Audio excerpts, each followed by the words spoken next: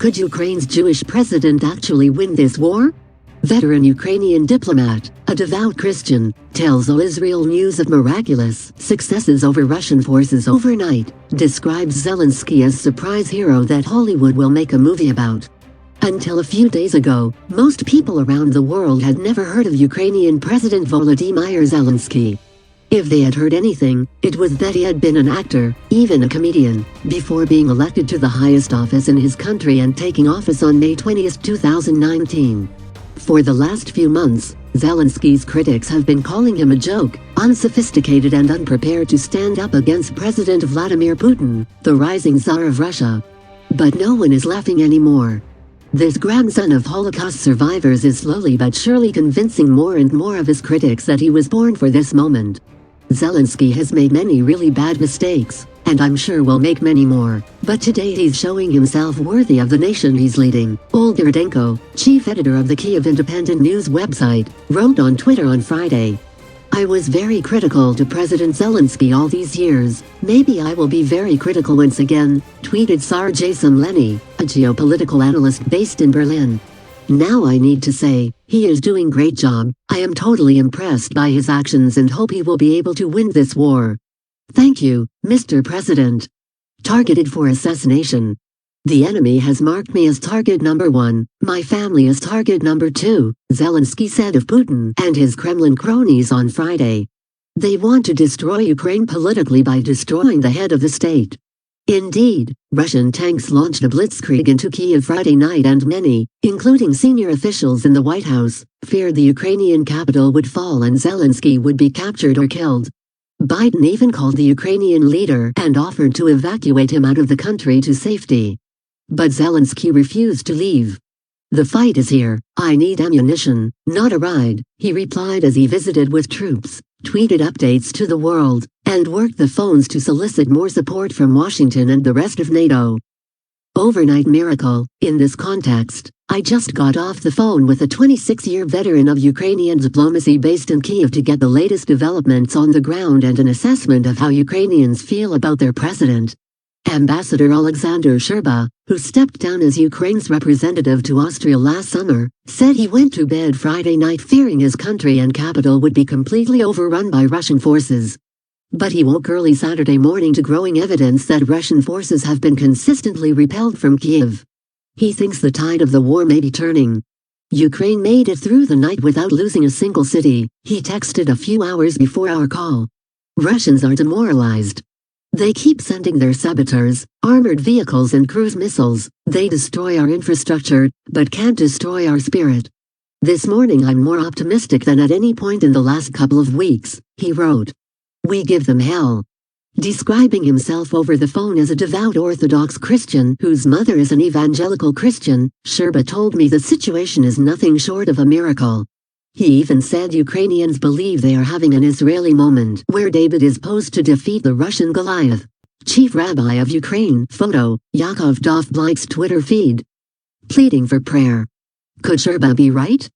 Could Zelensky and the Ukrainian people actually win this thing? It seems crazy, unless God actually does defend Ukraine against all odds. The ambassador asked Christians all over the world to keep praying for Ukraine to be strong. He also asked Christians to pray that Ukraine's allies throughout Europe, Washington, and Israel would have the courage to stand up against the evil forces of Russian President Vladimir Putin. The following is a transcript of part of our conversation, lightly edited for clarity. Rosenberg, Ambassador, thanks for speaking with All Israel News. Let's start with some basics. Are you still in Kyiv? Ambassador Alexander Sherba, yes, I'm in Kyiv, downtown. Rosenberg, in your text you write that you're feeling optimistic. That will come as a surprise to some. Tell me what you're seeing, what you're hearing, how you're feeling. Sherba, well, it was a very tense night. Once again in Kyiv, they have been fighting. They have been shelling. There have been explosions. We were expecting a tank breakthrough during the night. Indeed, the Russians tried a tank breakthrough, but the tank column was stopped. A lot of machinery was burnt. So, Kiev is absolutely under control of the Ukrainian government, just as every other big and small city on the territory of Ukraine, except for I think two smaller cities. One is close to Donbas, and the other one is close to occupied Crimea. Rosenberg, that's a huge set of successes overnight. Sherba, actually, military experts with whom I talked said you wouldn't hold 72 hours against Russia now in 72 hours. But the Russians have zero military wins practically all over Ukraine. Considering the fact that there are a lot of their military units driving around, and there are a lot of their saboteurs running around who, by the way, keep getting arrested by Ukrainian civilians who have now many arms, and course, by the Ukrainian military, it's a huge, shot in the arm, as you say, right? Rosenberg, wow. Yes, absolutely. And so what is the next? Why are you holding up against Russian forces? What is Ukraine doing right? Sherba, first of all, it's the first moment in my experience where the whole of Ukraine is united. Russian-speaking, Ukrainian-speaking, East, West, South. Those who were just a week ago pro-Russia, those who hated each other just a week ago, now they are absolutely united and everybody is doing his or her best to stop the enemy. This is an Israel moment in our own Ukrainian history. People keep talking about Israel. You guys in Israel were our inspiration. Rosenberg, really? That's interesting. Do you feel that you have the ability to push Putin completely out of the country? Sherba, well, we managed to do a very, very strategic game. We did not let Putin occupy any airports in Ukraine. So, the whole airlift that Putin was planning to bring oil and gas and machinery and new personnel, it is actually paralyzed right now. There are literally Russian tanks standing in the middle of nowhere because they ran out of the gas. There is a video online where a Ukrainian car drives by and asks the soldiers, "Hey, guys, what's wrong? Why have you stopped?" And the soldiers sat, "We are out of gas." Then the Ukrainian says, "Well, I can give you a lift back to Russia." Really, it's just amazing how this Goliath that the whole world was scared of is being pushed back. It's a sandwich with nothing. A nothing sandwich, Rosenberg, what is the West doing right at the moment? And what should the United States and the rest of NATO be doing? Sherba, well, the West is growing guts when dealing with Putin. That's huge. The West is growing conscience. The West is growing strong right now, and this manifests itself in weapons supply to Ukraine and financial support. Well, at least promised financial support. We hope that it will be happening. It's very, very important. The intel that we get supplied from our American friends, it's huge. What will be a game changer in this war? It's if NATO would dare impose no-fly zone over Ukraine. But, as I understand, it is not coming. Anyways, we are moving in the right direction. And it's a huge positive signal for Ukraine that just the other day it was seen as impossible for the West to decide on banning Russia from SWIFT financial transaction system, excluding Russia from the world financial system. But suddenly we are at the point of excluding the whole of Russia from the global financial system. So, it's amazing.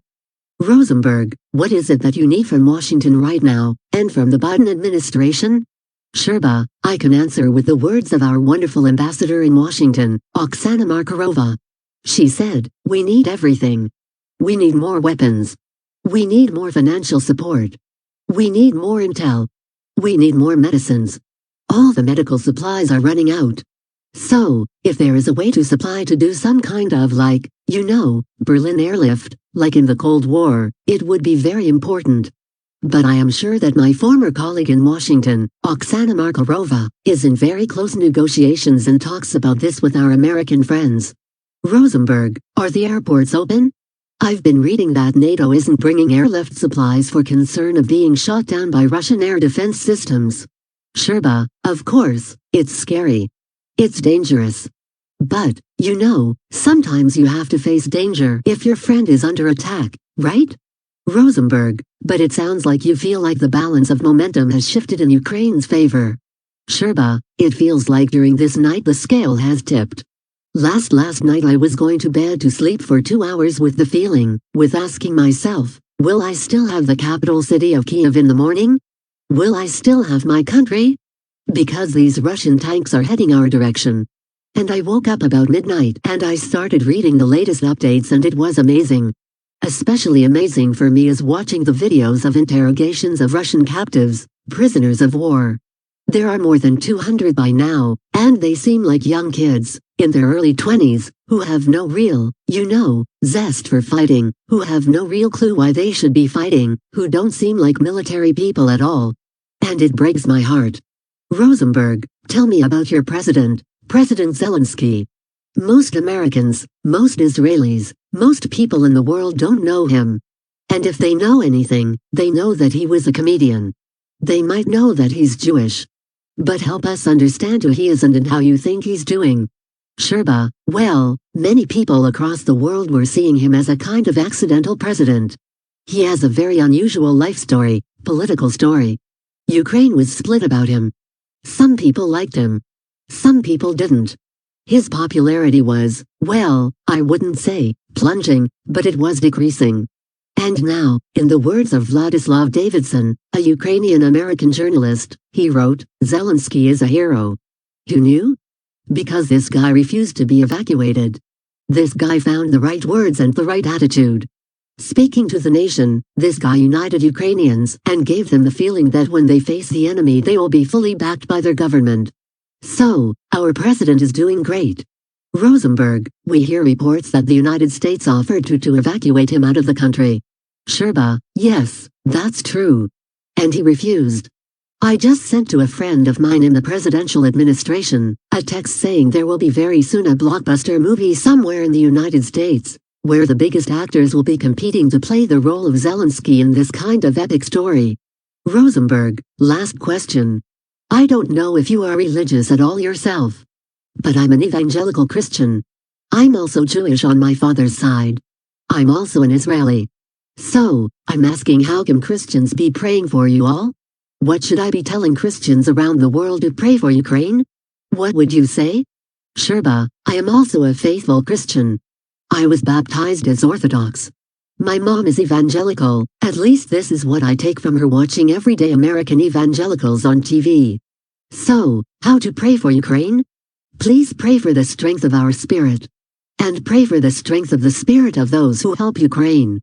Because in the last couple of decades, the buzzword throughout Europe was pragmatism, and pragmatism meant, in most cases, at least when it was about Ukrainian, just being indifferent. So, pray for the strength of spirit of the founders of Ukraine and pray for strength of spirit of those who stand by Ukraine's side. And, please God, stand by Ukraine's side because the line between good and evil was never in our recent past as clear as it is now. One nation is defending itself, and another one attacks for no reason.